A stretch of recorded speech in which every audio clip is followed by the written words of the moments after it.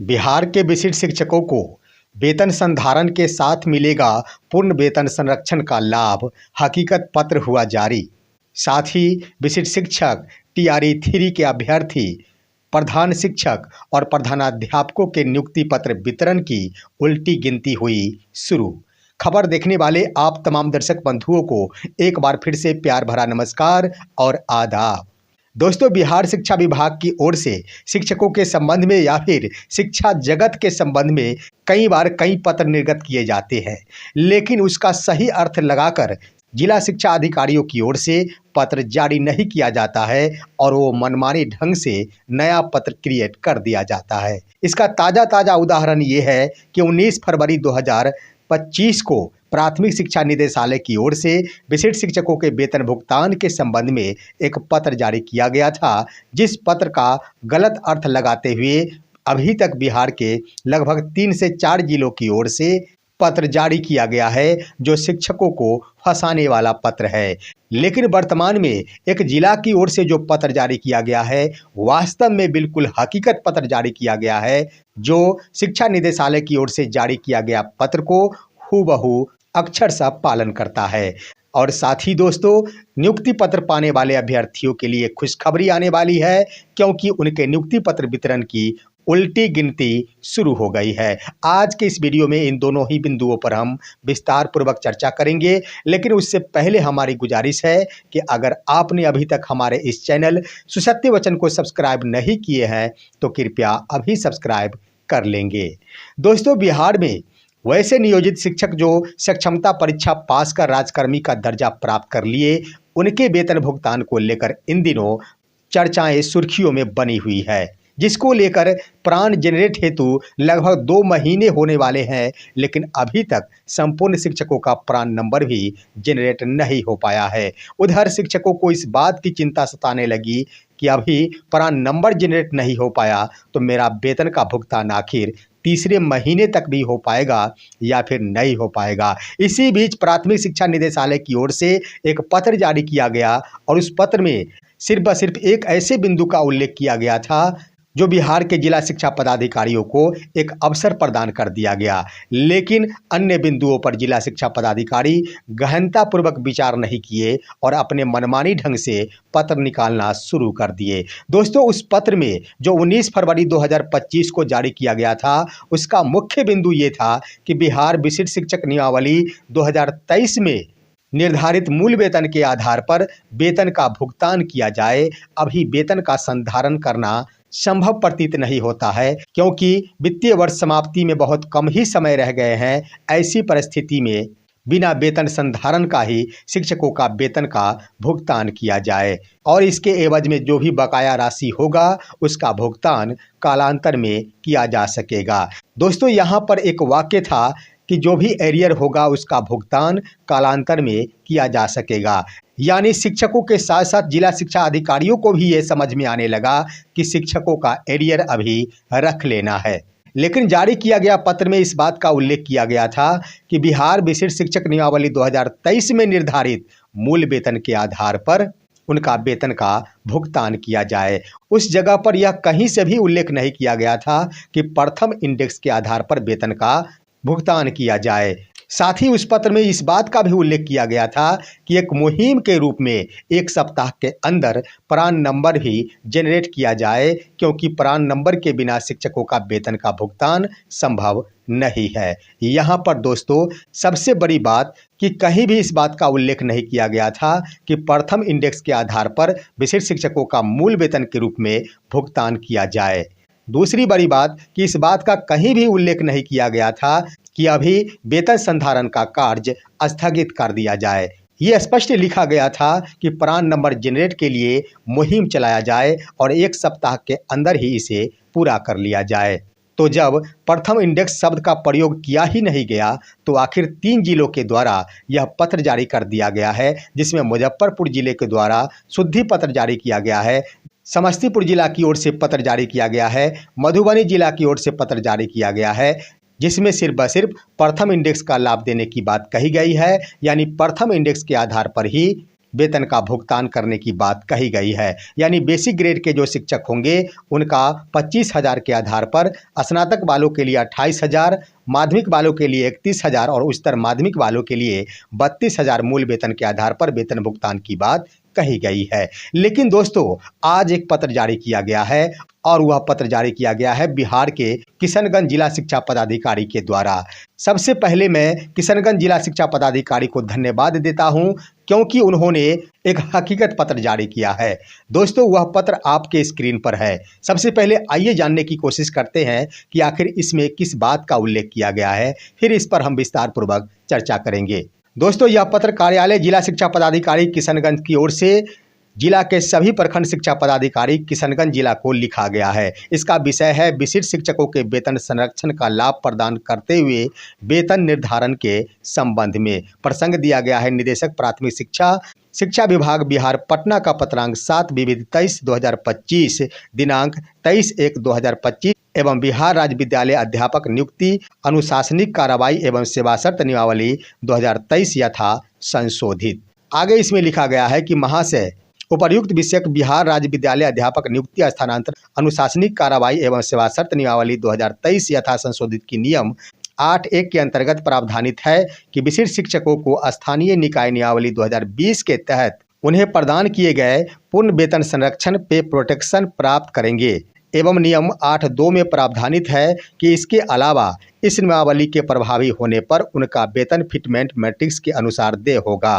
अन्य भत्ते राज्य सरकार की प्रचलित दरों के अनुसार महंगाई भत्ता, मकान किराया भत्ता, चिकित्सा भत्ता एवं शहरी परिचालन भत्ता सहित शामिल है। अतः निर्देश दिया जाता है कि स्थानीय निकाय के शिक्षक जो बिहार विद्यालय विशिष्ट शिक्षक नियमावली 2023 यथा संशोधित के प्रावधान के अंतर्गत विशिष्ट शिक्षक के पद पर योगदान दिए हैं कि वेतन संरक्षण हेतु वेतन निर्धारण की कार्रवाई सुनिश्चित किया जाए।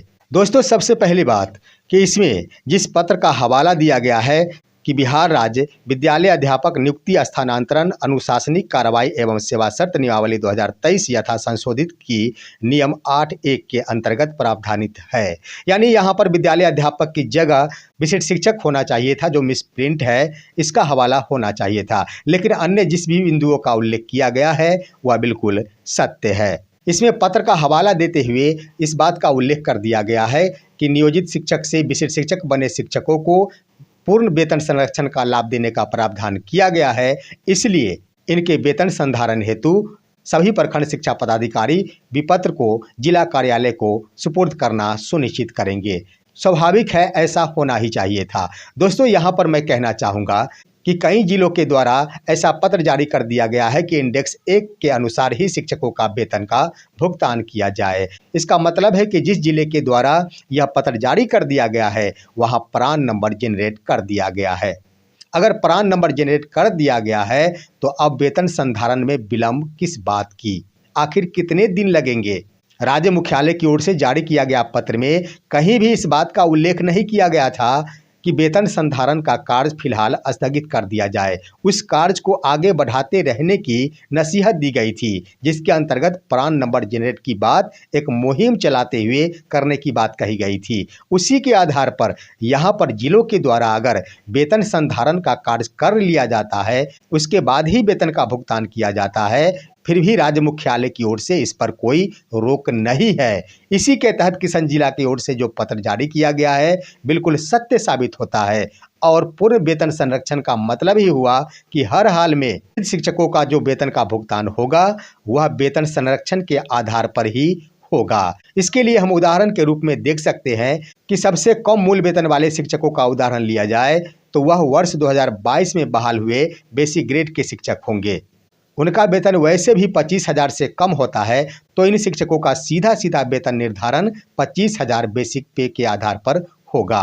और अन्य शिक्षकों की बातें कह दी जाए तो सबसे पुराने जो शिक्षक बहाल है नियोजित शिक्षक के रूप में उनका दिसंबर 2024 का मूल वेतन था 30,420 रुपये, जो 1 जनवरी 2025 को हो गए 31,340 रुपये, और इसके आधार पर विशिष्ट शिक्षक के रूप में उनका वेतन संधारण होगा 31,670 रुपये। इसमें कहीं से कोई संशय नहीं है, इतना ही पर वेतन संधारण होगा।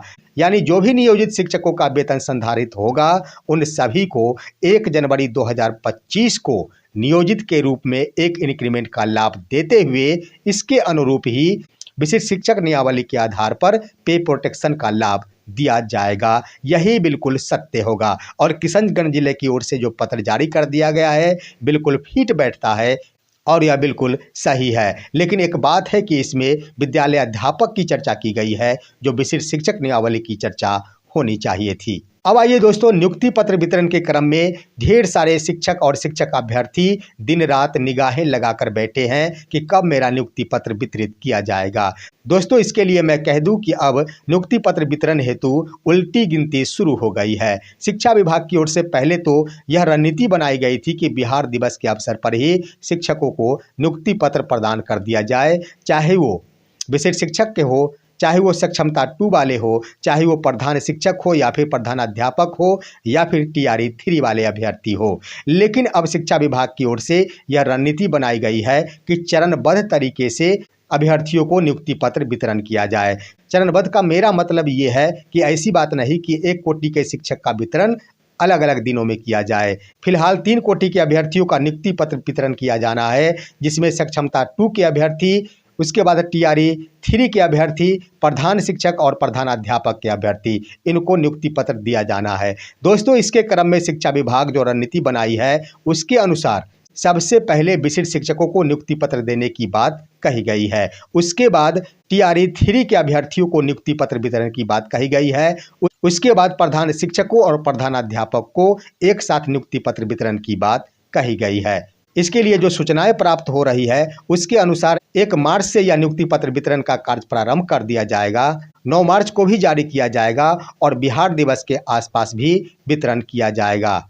लेकिन मैं बता दूं कि अभी तक इसके संबंध में कोई आधिकारिक पुष्टि नहीं हुई है, न ही विभाग की ओर से कोई पत्र जारी किया गया है। हाँ, इतना जरूर है कि तमाम जिला स्तरीय पदाधिकारियों को इसके तैयारी के संबंध में आदेश दे दिया गया है। अब आइए दोस्तों, पहले विशिष्ट शिक्षकों को नियुक्ति पत्र देने का निर्णय लिया गया है, उसके बाद TRE 3 के अभ्यर्थियों को, उसके बाद प्रधान शिक्षकों को और साथ ही साथ प्रधानाध्यापक के अभ्यर्थियों को। इसका मुख्य कारण ये है कि सक्षमता 2 वाले जो अभ्यर्थी होंगे, योगदान अगर कर लेते हैं, उनका अगर TRE 3 के अंतर्गत चयन हो गया होगा तो इसे छोड़कर वो उसमें बहाल हो सकते हैं। उसके बाद भी TRE 3 के अंतर्गत या फिर विशिष्ट शिक्षक के रूप में जो भी शिक्षक नियुक्ति पत्र प्राप्त कर लेंगे, उनका स्थान अगर प्रधान शिक्षक के रूप में मिल गया होगा तो वो उसको भी ग्रहण कर सकते हैं। इसका मुख्य कारण ये है कि बिहार सरकार को चाहिए गिनती की संख्या। पहले चरण में अगर 66,000 सक्षमता पास वालों के अभ्यर्थियों को नियुक्ति पत्र दिया जाता है तो ये भी काउंट हो जाएंगे। उसके बाद 87,000 TRE 3 के अभ्यर्थियों को दिया जाता है, वो भी काउंट हो जाएंगे। उसके बाद लगभग 45,000 प्रधान और प्रधानाध्यापकों को दिया जाता है, वो भी काउंट हो जाएंगे। चाहे बीच में शिक्षक अभ्यर्थी नौकरी छोड़ते चले जाए, लेकिन गिनती में आ जाएंगे। अगर एक तिथि को दिया जाता है या फिर उलटफेर कर दिया जाता है तो शिक्षा विभाग को संख्या गिनती करने में कठिनाई का सामना करना पड़ेगा। इसी कारण यह रणनीति बनाई गई है। लेकिन उसके बाद भी यह देखना उचित होगा कि आखिर आधिकारिक तौर पर इसकी घोषणा कब होती है। जब तक स्पष्ट पत्र जारी नहीं किया जाता है तब तक शिक्षा विभाग की रणनीति पर कुछ भी नहीं कहा जा सकता है, क्योंकि दिन प्रतिदिन उनकी रणनीति बदलती रहती है। फिलहाल आज की खबर बस इतना ही। आप सभी हमारे इस वीडियो को लाइक कीजिए, अन्य दोस्तों के पास शेयर कीजिए और अपनी राय भी कमेंट के माध्यम से अवश्य दीजिए। अब दीजिए अपने ही दोस्त SK चौधरी को इजाज़त, फिर मिलेंगे, तब तक के लिए नमस्कार।